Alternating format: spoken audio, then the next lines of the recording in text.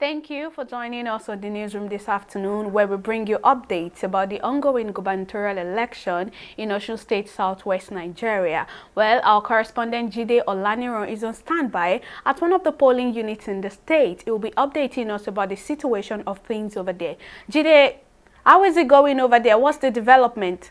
Please tell us, what local government are you right now, what polling unit, and what is happening around you? All right. Right now I'm at Alekuodo area in Oshogbo, right? This is the Salvation Army polling unit. Good enough, we have lots of very interesting dignitaries around here. They've also been observing. We have the deputy, yes, the DIG, of police, who has been around. We've interviewed him. We had the EMSman at the the civil defense also, that we've interviewed him also. They all came here to monitor the exercise. And now I have with me as the head of Women Arise, a civil activist, civil rights activist, Joe Okeodumaki. I will be talking to her also right now to ask her about what her impression of the exercise that has begun in about 4 hours ago. Yeah, because we are supposed to actually, the exercise was expected to start by 8 a.m. Maybe that should be the first question I should ask her. What was her observation? Maybe the exercise started on time or not, but I will need to ask her. Ma, thanks for joining us on this live broadcast. Pleasure always. You've moved around today, and but let me start with the timing. What was your observation from regards the punctuality of the independent National Electoral Commission officers? Well, my observation generally, because apart from moving around, we deployed observers in all the local governments, and we also had the reports coming in. But generally, as early as 6:30, people are started, trooping out. Then the personnel that deployed to different units, they've been on ground. In fact, we've not had cause to get reports of people who arrived there late. So the general impression that one could take from this is that, for now, is that INEC has really improved from what we had in Ekiti, having, in terms of punctuality, having the materials, but just to delve a bit, it's when we go to Iragbiji, okay, apart apart from punctuality that you are talking about, in units 1A and 1B at the Methodist Primary School, Ward 3, you will find out that only one card reader was working, okay, and the others malfunctioning, although contacts have been made. So that's the assessment there. We've also been to Ede, Ede North, then Owode, we've been to Iwo, okay, we've been to Ilobu, yes, then Ilesha East. So generally, apart from punctuality, some of all these the things that we also notice is that even while driving around, we saw a lot of security operatives, and they showed the high level of courtesy. So meaning that most of them, or generally, they are not there to harass people or intimidate. And for those who are armed, will not ever go close to the polling units. So, but like what was observed in Ekiti, vote buying and vote selling. The only dimension that was noticed here is people, a few going into the cubicle with their phones, okay, and then after voting, snapping. Okay. So that's another dangerous dimension which wants those who are empowered to do so to observe it and make sure that anyone who flouts it, okay, must be arrested, and then must be dealt with according to the law. I want to believe that most of the observers, because as your organization Women Arise, yes, one of the key things that your organization will be looking out for is the number of women that have turned out also in this election, because it's also we've been around for days, and most of the key things that we discovered that will decide this election is about the economic empowerment of the people. And we know that women are usually they attach so much importance to what they eat, how the children feed, and all that. So we want to know, because they have to be part of the process if they want to effect any change or they want to exactly. So what do you think about the turnout of the women? Generally, we've seen lots of women on the field. In fact, as early as possible when we drove out, a lot of women were already out, elderly, the physically challenged, the young ones, and the rest. So there's an improvement, and I'm sure it's part of the sensitization and awareness, because like you rightly observe, the economic empowerment of women.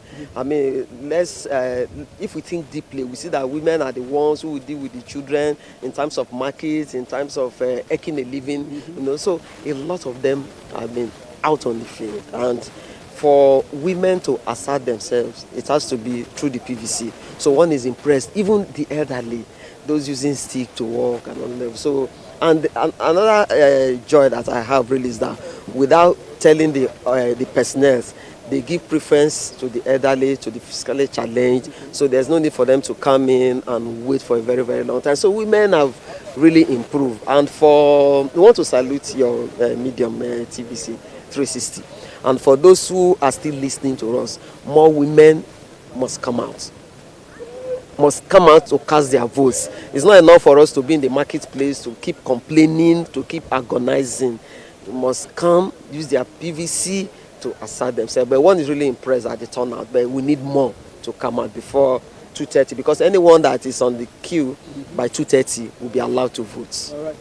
Before I let you go, another thing is that we also observe that some will have to travel a long distance to vote in this election. We've seen people on the road, because as early as we saw them, I know that some of the issues raised by the civil society is the fact that some polling units had so much people, while some had few people. So there is in terms of the spread, it's not evenly spread. And I know that you have interface with INEC when they meet stakeholders. Yes. Is there any plan to make sure that most of these polling units are evenly spread across in future elections too? In fact, you've rightly observed it. There are some polling units that you see a lot of people are there, some are few.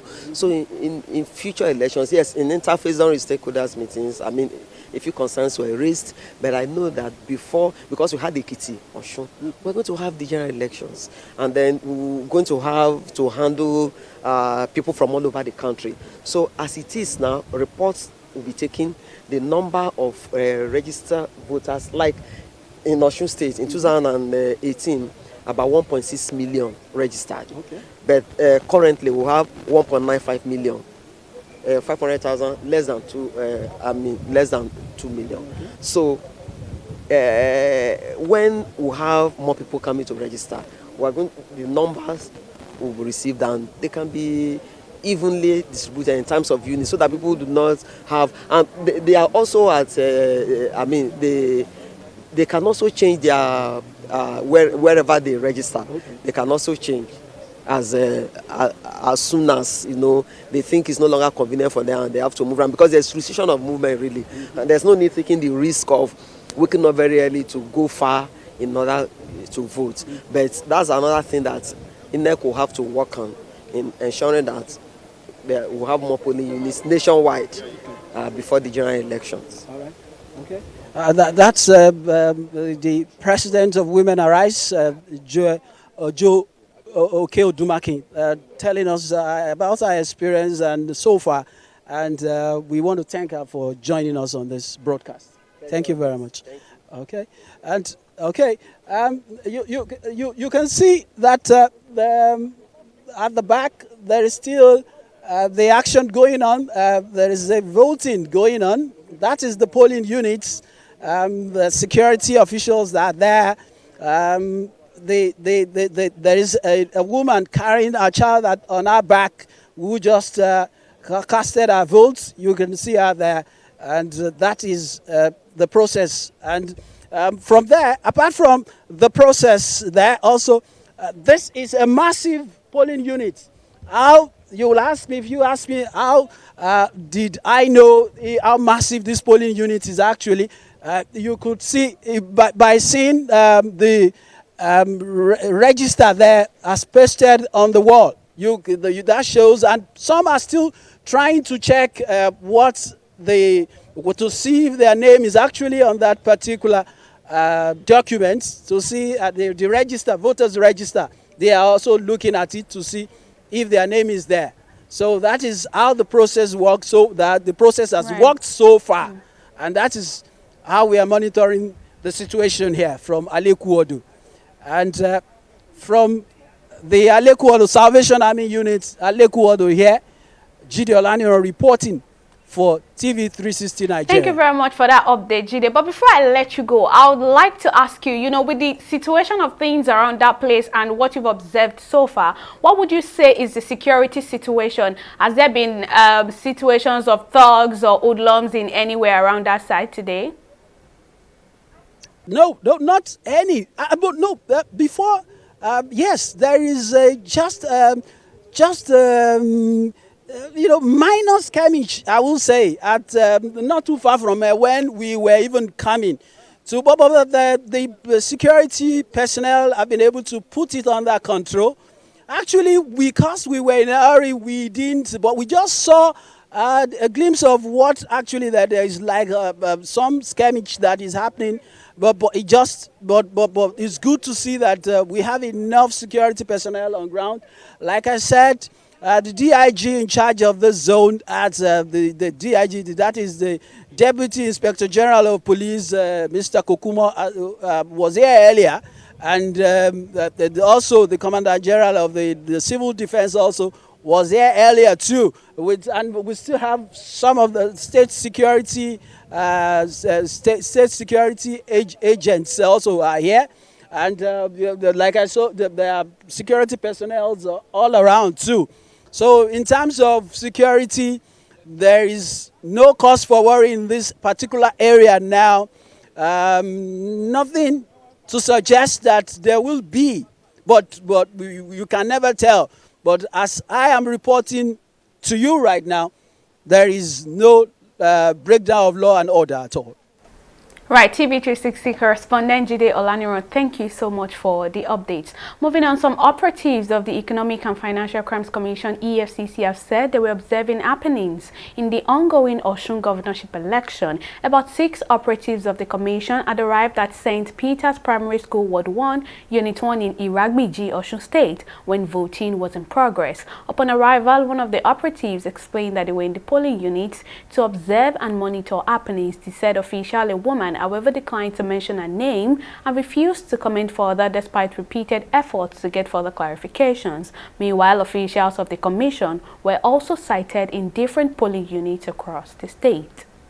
A federal high court in Osogbo has restrained operatives of the Amotekun Corps from deploying officers to polling units for Saturday's election. The People's Democratic Party in the state had filed a suit before the court seeking an order to restrain the Independent National Electoral Commission (INEC) from seeking the assistance of Amotekun operatives for security during the poll. Justice Ayo Emmanuel thereafter issued the order on Thursday evening restraining Amotekun Corps as part of the security personnel deployable for the purpose of the Osun State governorship election. The candidate of the People's Democratic Party (PDP), Senator Ademola Adeleke, has casted his vote in the ongoing Osun State governorship election. He casted his ballot on Saturday morning at polling unit 9 Ward 2 in Eden North local government area of the state. Senator Adeleke, who arrived at his polling unit in Abogunde Sagba, Eden North, about 8:46 a.m. was accredited by the electoral officials on duty at about 8:50 a.m., after which he voted about 2 minutes later. Speaking to journalists after casting his vote, the PDP governorship candidate commended the Independent National Electoral Commission (INEC) for its effort. According to him, everything is going well, and that has been the situation from the information he has gotten from other voting areas. Also, the candidate of the Labour Party, Yusuf, has casted his vote in the ongoing Osun State governorship election. He casted his ballot on Saturday at about 10:20 a.m. at one of the polling units in the Rekpodun local government area of the state. Yusuf, a former deputy speaker of the House of Representatives, decried the long time it took him to be accredited by the bimodal voter accreditation system BVAS. According to him, it took more than 10 minutes to get done with his accreditation, and that will waste a lot of time if such a situation persists. When asked to access the performance of the Independent National Electoral Commission (INEC) and the security agency in the election so far, the governorship candidate declined to make any remarks. For him, he said it is barely 2 hours into the election and it will be too early to make any comment in that regard. Yusuf, however, warned against vote buying and vote selling, saying Nigeria would be in trouble if allowed to thrive in the ongoing election. We can also confirm that Governor Adegboyega Oyetola of the All Progressives Congress (APC) has casted his vote alongside his wife in the ongoing Osun State governorship election. The couple voted at polling unit 2 Ward 1 local authority primary school in Boripe local government area of the state. Governor Oyetola and his wife arrived at the polling station at about 10:37 a.m. after which they joined the queue to cast their vote. They were welcomed by a cheering crowd of supporters, some of whom are in the queue waiting to also cast their ballot. Some minutes after joining the queue, the governor and his wife took turns to get accredited by the bimodal voter accreditation system BVAS. After they were cleared, they picked up their ballot papers and proceeded to the cubicle where they casted their votes and deposited the paper in the ballot boxes. Well, that's all on the newsroom at this time. Do join us at the top of the hour for more updates. Many thanks for watching.